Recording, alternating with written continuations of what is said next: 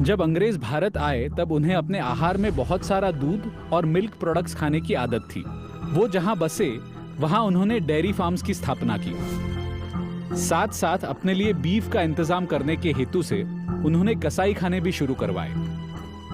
इस दौरान ब्रिटिश बस्तियों के पास फूका या धूमदेव जैसी क्रियाओं का प्रयोग होने लगा, जिनमें गाय की योनि में हवा फूंक कर ज्यादा दूध निकाला जाता है।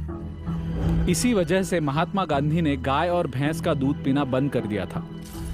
दूसरे विश्व युद्ध के बाद भारत के डेयरी फार्मर्स परेशान थे। अंग्रेजों के शोषण का मुकाबला करने के लिए गुजरात में एक सहकारी यूनियन का गठन हुआ।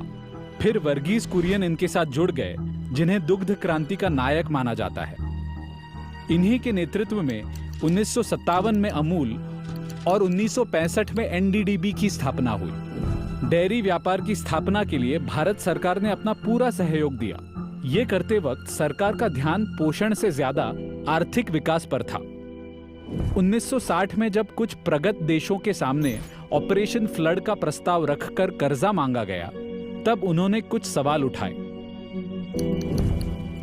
क्या आप अपनी मूल्यवान जमीन पर खेती की जगह पशु खाद्य उगाएंगे? इस पर कुरियन ने खुद कहा, यह आलोचना बेबुनियाद तो नहीं थी। 1976 में अमूल ने क्राउड फंडिंग से पैसे जुटाकर मंथन नाम की फिल्म बनवाई, जिसके द्वारा लोगों को दूध के व्यापार से जुड़ने के लिए प्रेरित किया गया। तब तक कृत्रिम गर्भाधान प्रचलित हो चुका था। धीरे धीरे देश में डेयरी फार्मर्स की और उनके यूनियंस की संख्या बढ़ती गई। अपनी योजनाओं द्वारा सरकार भी डेयरी फार्मर्स और उनके व्यवसाय को बढ़ावा देती रही। इसी दौरान कुछ हिंदू संगठनों ने गौ हत्या पर रोक लगाने की मांग की, लेकिन सरकारों ने इसकी तरफ ध्यान नहीं दिया। आगे जाकर इन्हीं मांगों को लेकर गौ हत्या विरोधी आंदोलन शुरू हुआ। 7 नवंबर 1966 के दिन हजारों की तादाद में लोग दिल्ली में इकट्ठा हुए और देश में गौ हत्या पर प्रतिबंध लगाने की मांग लेकर संसद की तरफ चल पड़े। जवाब में उस समय की इंदिरा गांधी सरकार ने पुलिस को भीड़ पर गोली चलाने का निर्देश दिया। इस घटना के बाद परिस्थिति हाथ से बाहर निकलने के डर से इंदिरा गांधी ने गौ हत्या प्रतिबंध की साध्यता जांचने के लिए एक समिति बिठाई। समिति के सदस्यों में पुरी के शंकराचार्य, वर्गीज कुरियन और कुछ अन्य लोग शामिल थे। वर्गीज कुरियन की आत्मकथा पढ़ने पर मैंने जाना कि कमेटी मीटिंग्स में क्या बातचीत हुई। उन्होंने कहा, मेरा मकसद गौ हत्या पर प्रतिबंध लगने से रोकना था।